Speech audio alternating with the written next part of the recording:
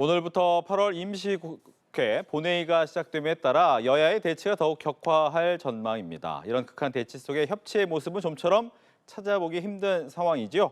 오늘 초대석에서는 5선 중진이자 22대 국회 최고령인 박지원 더불어민주당 의원을 모시고 여러 국내외 현안에 대해서 이야기 나눠보겠습니다. 안녕하십니까? 오랜만입니다. 네, 아주 오랜만에 뵀는데 예.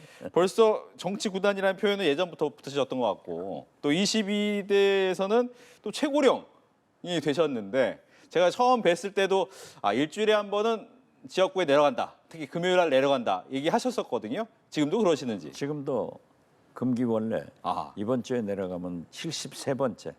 한 번도 빠지 않았습니다. 네. 열심히 합니다. 그 이유가 뭡니까?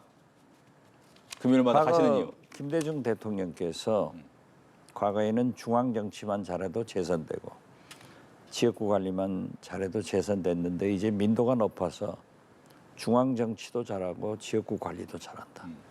그러니까 금기원래 해라. 금요일 날 내려갔다 월요일 새벽에 와라. 1년이 52주인데 50번 이상 해라. 저는 52번 다 합니다. 그렇군요. 정치 구단으로 평가하 계신 만큼 이제 짚어볼 현안도 꽤 많습니다. 일단 법사위원장이 달라 말라 뭐 이런 얘기 꽤 있었습니다만 결국 이춘석 전 의원이 이 법사위원장을 사퇴하면서 추미애 의원이 법사위원장을 맡았습니다. 이건 어떻게 보시는지? 검찰 꼼짝 마라. 아, 추미애가 간다. 검찰 개혁 완수합니다. 정청래, 추미애, 그리고 민영배 이 세 분과 우리 법사위원들이 추석 전에 반드시 개혁합니다. 즉 법무부 장관 출신의 추미애 의원이 거기에 적임자다. 그렇죠. 그렇기 때문에 개혁을 즉 검찰 개혁은 시대 정신이고 네. 국민적 요구입니다. 이것을 거부할 수는 없어요. 어제 대통령께서 김민석 국무총리, 강원식 비서실장, 우원식 국회의장, 그리고 문진석 수석 원내대표까지 검찰개혁에서 마치 속도 조절하는 것 같은, 후퇴하는 것 같은 그런 메시지가 나왔어요. 그러면서 정청래 대표에 대한 견제 아니냐 이런 게 나와서 제가 방송 나가서도 열심히 했지만은 페이스북에다 분명하게 썼습니다. 검찰개혁은 방금 말씀드린 대로 시대 정신이고 국민의 요구다. 그렇기 때문에 반드시 이루어낸다. 그리고 개혁의 주체는 국회고 민주당, 조국혁신당, 우리 여권 의원들이 꼭 한다. 그래서 대통령께서 말씀하신 것은 신중하게 잘하라는 거지 후퇴도 견제도 아니다. 어젯밤 딱 그렇게 결정되잖아요. 네. 그렇다면 이제 노란봉투법이나 상법 등 이제 쟁점 법안 처리를 25일까지 다 하겠다라는 것이 이제 민주당의 입장인데 합니다. 네. 문제는 경제계에서 일각에서 좀 여기에 우려가 있고 고용노동부에서도 약간의 유예 이런 얘기도 또 나오기도 하고 그러다 보니까 과연 이 부분을 그냥 처리하는 게 맞느냐라는 이야기도 나옵니다. 여기에 대해서 입장을 듣겠습니다. 특히 노란봉투법에 대해서 미국 지상사 주재원으로 구성된 암참, 네. 주한 미 상공회의소 또 그러한 우려를 표시했지만은 국제노동기구 ILO의 규정입니다. 그렇기 때문에 우리도 이제 기업들이 그러한 국제 규정 지키고 있잖아요. ILO 규정을 따라야죠. 그래서 어떠한 경우에도 통과된다. 네. 그렇게 말씀드립니다. 알겠습니다.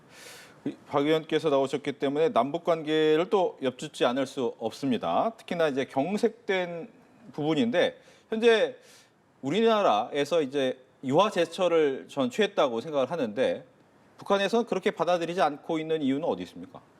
지금 미국과 북한 간에 남북 간에 미동의 변화가 시작되고 미동의 움직임이 있습니다.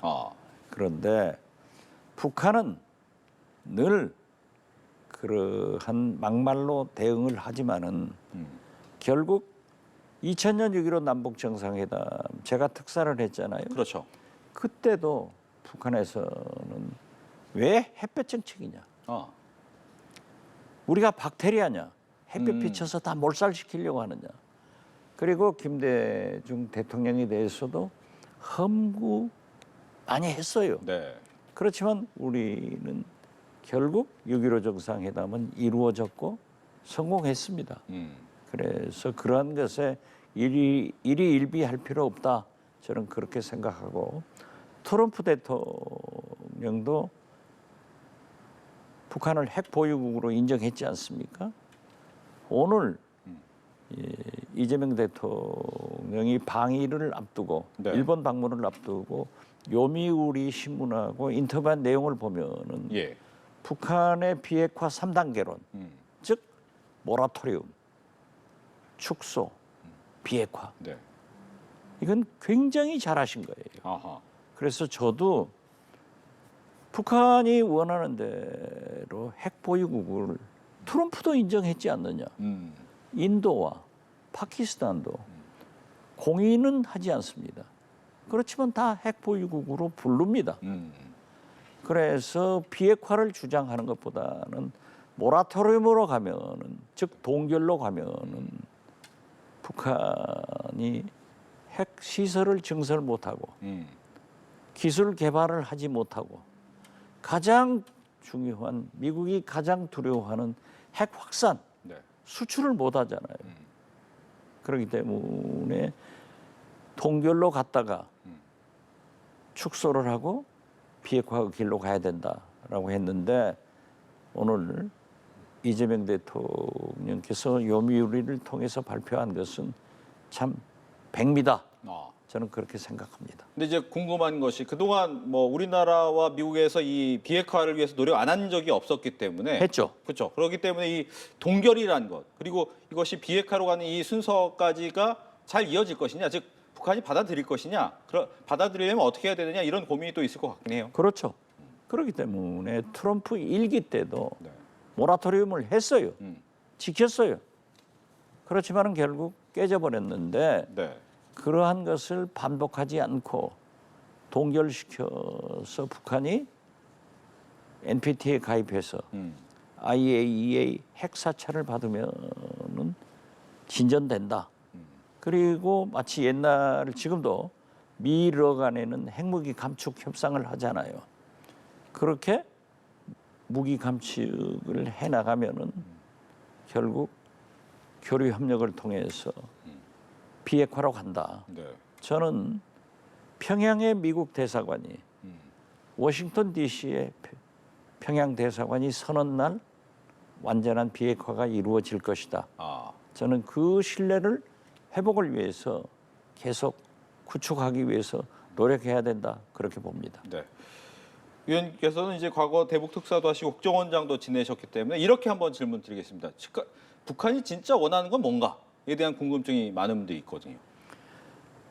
제가 접촉한 김정은은 사실 윤석열 정부에서 대북 외교, 미국 바이든 정부에서 대북 외교를 잘 못했기 때문에 친미 국가가 될 수 있는 나라가 김정은, 김정일, 미국과 관계 개선을 해서 체제를 보장받고 미국과 관계 개선을 해서 경제 제재 해제를 받아가지고 경제 발전을 하겠다. 이게 김일성의 유훈이에요. 이걸 계속 부르짖었지만은 결국 이걸 이루어내지 못해가지고 친미 국가가 될 수 있는 북한을 친러 국가로 만들어줬단 말이에요. 그래서 지금 김정은은요 마치 박정희 대통령이 월남 파병을 통해서 우리 경제 부흥을 하듯 지금 너무 해피합니다.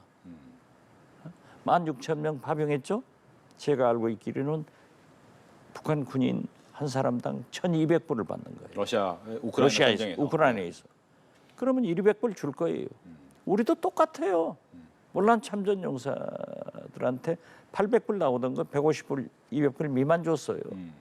그러니까 나는 지금도 그때는 가난해서 경제 발전에 그 돈을 유용했지만은 네. 이제 잘 사니까 원란 참전 용사들한테 원금은 주자 이렇게 주장하는데 어떻게 됐든 거기에 플러스 알파 특히 러시아에서 2% 부족한 미사일, ICBM 모든 기술을 주고 있지 않습니까? 네. 근데 지금 북한에 식량난이 없어요. 식량, 생필품, 알겠습니다. 석유 다 받잖아요. 체제 보장을 제일 중요시 생각하고 있다. 북한. 그렇죠. 네. 그러나 트럼프 대통령과 싱가포르 회담을 기억하고 그쪽으로 돌아가기 위해서 호시탐탐하고 있다. 말은 그렇게 해도 손 잡는다. 저는 그렇게 봅니다. 알겠습니다. 이제 우리나라의 한미 정상회담 얘기로 하겠습니다. 현지 시간으로 25일 열리는 정상회담 최대 화두는 이제 관세 협정의 세부 조율이 되겠고 또 아마 주한미군과 관련된 방위비 얘기도 좀 나올 것 같고 가장 중요한 얘기는 뭐라고 생각하십니까? 저는 이재명 대통령이 미국과의 외교 관계를 위해서 일본과 관계를 개선한 것은 아주 잘하고 있다고 생각해요. 즉 선의훈환이에요. 제가 문재인 대통령 때 국정원장으로서 사실상 특사로 2번 스가 총리를 만났습니다. 이때 우리는 역사 문제, 위안부, 강제징용 이걸 해결해라. 그래야 우리가 한일 정상회담을 할 수 있다. 하고 미국에서는 한미 동맹에 대해서는 예나 지금이나 돈독하게 믿고 있습니다. 단 어떻게 해서든지 한일 관계가 돈독해져 가지고 한미일 동맹으로 대만과 중국의 공동 대처를 하자는 거예요. 그런데 이것은 또 윤석열을 평가할 만해요. 그러한 문제를 다 해결해 줬잖아요. 그러니까 이재명 대통령은 실용 외교를 하는 겁니다. 그래서 선의훈환, 지금 일본과도 어려운 역사 문제, 이러한 문제는 뒤로 남겨놓고 같이 하잖아요. 네. 같이 하기 때문에 이시바 총리도 13년 만에 반성이라는 얘기가 나왔어요. 특히 미국 정부는 거듭 말씀드리지만 한일 관계가 좋아지기를 가장 바라는데 선일, 후미, 즉 먼저 일본을 방문하고 미국을 방문하는 것은 신의 한 수다. 그래서 이재명 대통령이 트럼프 대통령한테 가장 좋은 선물을 가지고 간다. 저는 그렇게 봅니다. 알겠습니다. 뭐 다른 당 얘기지만 국민의힘 전당대회에 대한 얘기 좀 해보겠습니다. 일단 정청래 대표는 강하게 얘기했습니다. 반성하지 않으면 악수하지 않겠다라고 얘기까지 하고 강하게 해야죠. 네. 근데 이제 문제는 협치도 필요한 거 아닙니까? 어떻게 해야 됩니까? 그렇죠. 협치 필요하죠. 네. 그렇지만은 지금 저 모습을 보면은 아니 헌법재판소에서 파면된 윤석열과 손절하지 못하고 거기를 이어가겠다고 하는 저 사람들하고 어떻게 함께 할 수 있느냐? 이건 역사가 국민이 용납하지 않습니다. 그러나 이번 전당대회에서 저는 역시 손절하지 못하는 김문수, 장동혁 당선될 거예요. 만약 이재명 대통령께서 방미한 다음에 오셔가지고 네.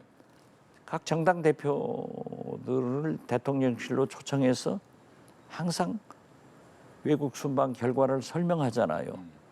이런 길을 통해서 대통령이 어떤 협치의 모습을 만들어주지 않을까 그런 기대를 개인적으로 하고 있습니다. 알겠습니다. 마지막으로는 조국 전 대표 사면 얘기하겠습니다. 뭐 지지율에 좀 영향 미쳤다라는 평가가 좀 나오곤 있지만 일단은 내년에 선거에 직접 나서겠다라고 얘기를 하고 있잖아요. 결과적으로 문재인 전 대통령을 지지하는 사람들의 구심점이 글로 가는 거 아닙니까? 그건 저는 모르겠지만은 제가 조국 대표의 사면 복권을 맨 먼저 주장해가지고 문매를 맞았습니다. 또 통합하자 이것도 지금도 몸매를 맡고 있지만은 상당한 호응이 있긴 있어요.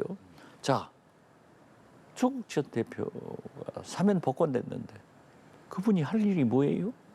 정치할 거 아니에요. 그러나 저러한 군소정당을 이끌고는 아무것도 되지 않는다. 저는 정의당의 심상정, 이정미 전 의원들을 참 존경하고 존경하지만은 군소정당의 말로는 그렇게 돼요. 그렇기 때문에 크게 통합해서 함께 가자. 저는 그것을 제안하고 있고 조국 혁신당의 상당한 의원들도 동조하는 것으로 알고 있습니다. 알겠습니다. 짧게 한덕수 전 총리 또 한번 추가 조사 예정되는데 어떻게 보세요? 구속돼야죠. 내란 부두모가 아니에요. 그분은 거짓말로 거짓 진술로 헌법재판소에서 파면을 안 당했어요. 그렇지만 특검 수사에서 다 나오잖아요.